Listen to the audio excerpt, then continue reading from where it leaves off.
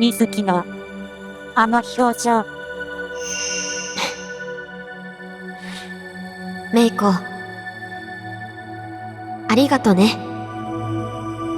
僕も、ちゃんと僕自身と向き合っていこうと思う。とうとう、その時が来たのかもしれないわね。おい。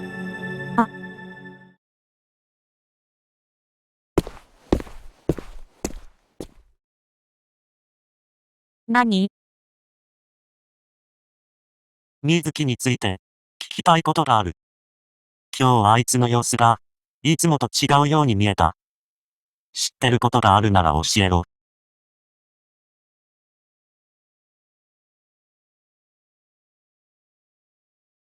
あなたがあの子を気にかけるなんて、珍しいわね。あいつの言葉には、真冬を動かす力がある。あいつは、真冬が進むために必要な存在だ。そうね。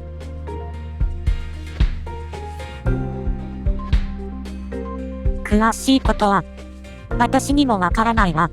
けれど、あなたが来た時、少し話したように、あの子は、とても大きな思いを抱えている。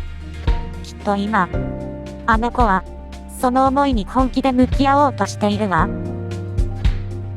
逃げることを、やめて。なるほどな。だが、俺の目には、あいつはまだ揺らいでいるように見えた。あいつは、何を恐れ、何から逃げている。それは、私から言うべきことではないわ。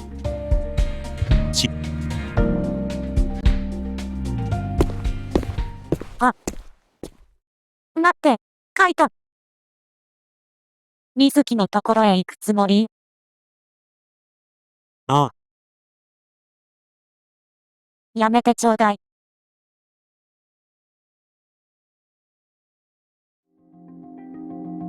水木は今、薄い氷の上を歩くように進もうとしている。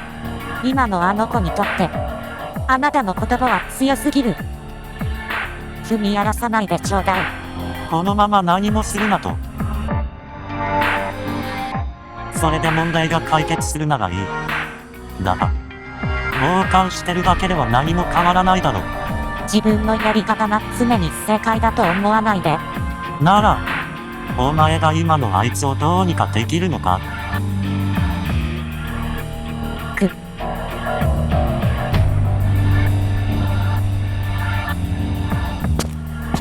カイト。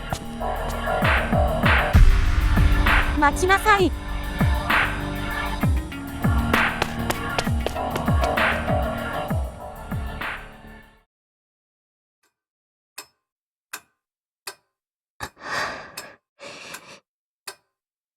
やっぱり、遅れない。絶対に話すって、そう、決めたのに。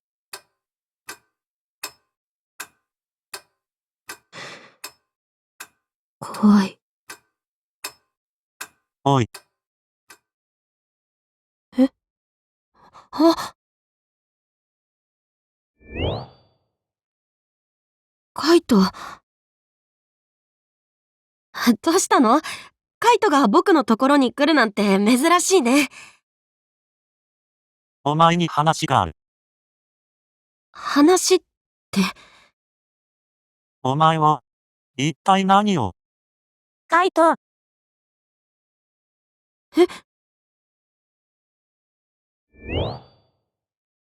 いい加減にしなさい。カイト。あなたにそこまで立ち入る権利はないわ。メイコ。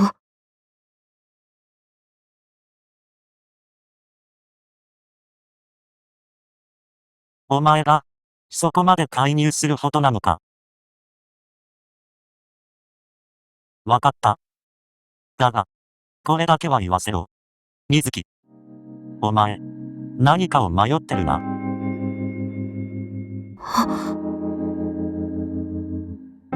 何に迷っているか、俺には知る由もないからな。だが、迷いが生まれているのは、何かを選ぼうと、選びたいと、誰でもないお前自身が思ったからだろう。きっと、お前も分かってはいるんだろうけどな。進むか引くかを好きにしろ。だが、今抱えてる苦悩の中からお前は、お前自身を救うための道を選び抜く必要がある。ただ、生きるために。カイト。水木。私にできることは、見ていることだけだわ。けれど、あなたの苦悩を、私は見てきた。ずっと、そばで。メイコ。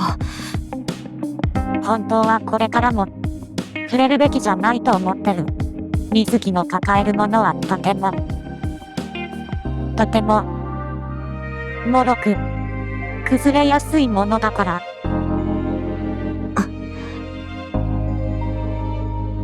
けれど、見届けるわ。それがどんな結末になろうとも、未来まで、最後まで、必ず。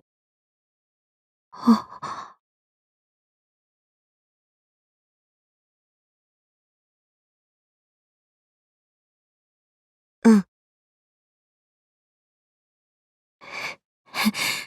ありがとう、二人とも。でも、もう少しだけ時間が欲しいんだ。